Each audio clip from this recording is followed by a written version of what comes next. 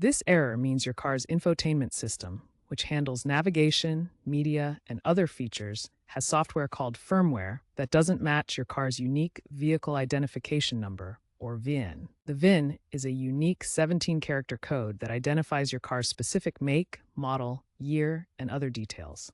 The firmware in your infotainment system must correspond exactly to this VIN. This mismatch often happens after software updates, when installing aftermarket components, or making unauthorized changes to the system.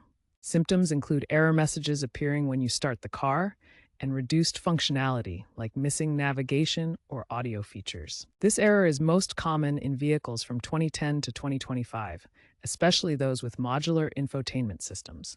In 2025, compatibility issues account for 15 to 20% of infotainment complaints, with VIN mismatches making up about 30% of those cases. If you see this message, it indicates a software incompatibility that can prevent system updates, cause glitches, or disable features. This issue is important to resolve. The core fix involves aligning the VIN with compatible firmware. First, scan your VIN using diagnostic tools or manufacturer apps like BMW Connected Drive. Then, download the correct firmware from the manufacturer's website or authorized sources. Finally, flash the firmware using coding software like ESYS for BMW, ensuring ECU synchronization.